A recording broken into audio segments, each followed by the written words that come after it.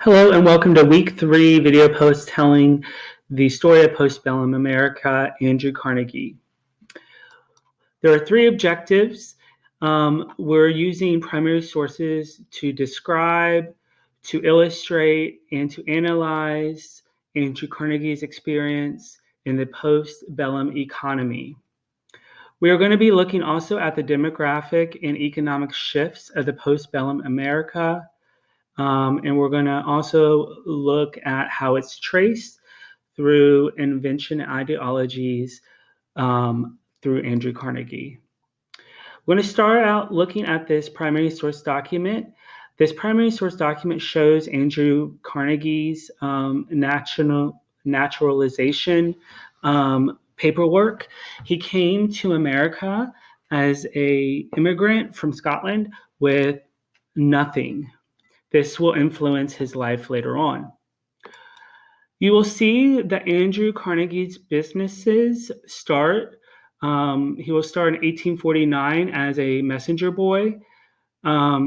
This will later he will be promoted as a telegrapher. Remember, this is a new invention. In 1853, he's going to take a job at the Pennsylvania Railroad. He'll become a personal telegrapher. His boss said that he was very bright and very cunning and knew a lot about the technology. So they already saw promise in him. With this, and shortly after that, he also gets lots more money with this new position.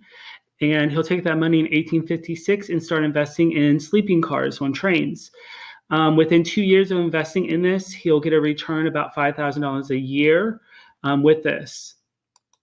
He will then also take that return from the sleeping cars and start investing in oil in 1861.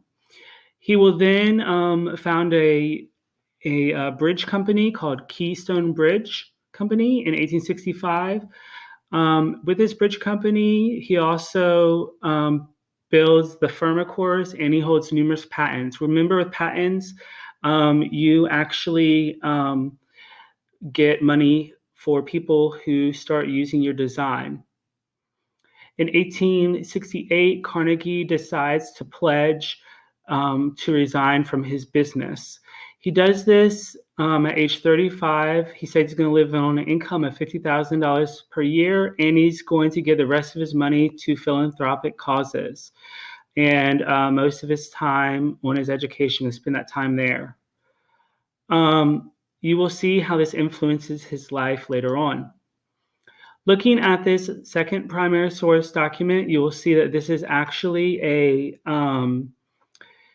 a trust document dealing with one of his businesses there. You can see that it's a share of one of his trusts. You will now see that it's actually a ledger of his Keystone Business Bridge project. You will see that he kept very detailed records of his not only patents, but also his design projects. We are now looking at his idea remember, he only took $50,000 a year and pledged to not be the head of his company anymore. He came up with this idea of the gospel of wealth. This idea he's going to preach, no pun intended there, to other rich people in America. He said that despite his accumulation of wealth, that it was his duty to move America's economy forward through technological improvements and societal motivations. He will then found or invest in oil, of course, in 1875. In 1883, he's going to buy his Homestead Steel Works. And in 1892, he's going to form his Carnegie Steel. Remember that steel is going to be used in things like railroads, skyscrapers, and other inventions that are going to improve not only economy, but the society as a whole. He's then going to sell in 1901 all of his business to J.P. Morgan. You will see on this next slide that Andrew Carnegie is actually considered the wealthiest billionaire compared to modern billionaires like Bill Gates, Sam Walton, and others. If you are interested in learning more about Andrew Carnegie, here is additional writings and here are my sources. Thank you for listening to my presentation.